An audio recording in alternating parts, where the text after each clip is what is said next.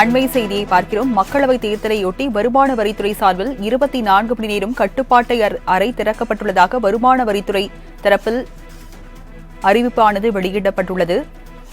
மக்களவைத் தேர்தலையொட்டி வருமான வரித்துறை கட்டுப்பாட்டு அறையானது திறக்கப்பட்டுள்ளதாக வருமான வரித்துறை தரப்பில் அறிவிப்பானது வெளியிடப்பட்டுள்ளது. அதனை அண்மை செய்தியாக பார்த்துக் கொண்டிருக்கிறோம். சட்டவிரோத பண விநியோகம் தொடர்பான புகார்களை தொலைபேசி எண்கள் மூலம் தெரிவிக்கலாம் என்ற அறிவிப்பும் தற்போது வெளியாகியுள்ளது.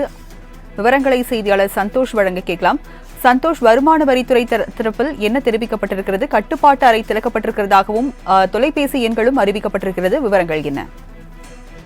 வணக்கம். தமிழகத்தில் நாடாளுமன்ற தேர்தல் ஏப்ரல் 19ஆம் தேதி நடைபெறும் என்று இந்திய தேர்தல் ஆணையம் நேற்றைய தினம் வெளியிட்டிருந்தது. குறிப்பாக நாடாளுமன்ற தேர்தலை வருவதையொட்டி வேட்புமனு தாக்கல் மற்றும் நிறைவு பெறும் தேதி உள்ளிட்ட அனைத்து தேதிகளையும் வெளியிட்டிருக்கிறது.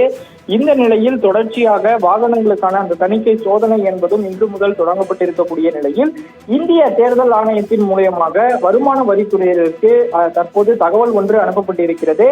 அதன்படி நாடாளுமன்ற தேர்தலை முன்னிட்டு வருமான வரித்துறையினரால் 24 மணி நேரமும் செயல்படும் கட்டுப்பாட்டு அறை என்பது இயக்கப்பட உள்ளதாகவும் தற்போது அவர்கள் அறிவிப்பு ஒன்றினை வெளியிட்டிருக்கின்றனர்.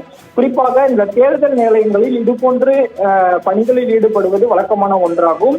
அந்த வகையில் எந்த ஒரு தனிநபரோ அல்லது கட்சியோ நேரடியாகவோ மறைமுகமாகவோ பணம் அல்லது இலவச பொருட்களை விநியோகிப்பது பற்றிய புகார்கள் என்பதை பொதுமக்கள் தெரிவிக்கலாம் என்று தெரிவித்திருக்கின்றனர்.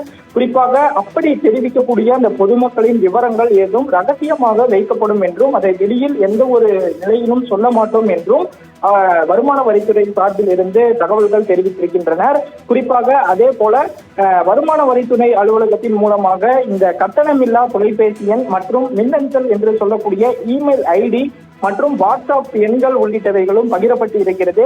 இதன் மூலமாக பொதுமக்கள் ஏதேனும் அவர்களது தொகுதியில் சந்தேகத்திற்குட்பட்ட பொருட்களையோ அல்லது இலவசமான பொருட்களையோ பணம் உள்ளிட்டவைகளையோ விநியோகம் செய்தால் தாராளமாக வருமான வரித்துறை முகவரியில் தெரிவிக்கலாம் என்றும் தகவல்கள் தெரிவித்திருக்கின்றனர். இந்த நிலையில் பொதுமக்கள் அச்சமின்றி தங்களது தகவலை தெரிவிக்கலாம் என்றும் அவர்களுடைய தகவல்கள் முழுவதுமாக ரகசியமாக வைக்கப்படும் என்றும் எந்த ஒரு நிலையிலும் இந்திய தேர்தல் ஆணையத்திடமோ அல்லது பொது வெளியிலேயோ வெளியிடப்பட மாட்டாது என்றும் அந்த தகவலின் அடிப்படையில் அவர்கள் தெரிவித்திருப்பதும் குறிப்பிடத்தக்கது. விவரங்களுக்கு நன்றி சந்தோஷ்.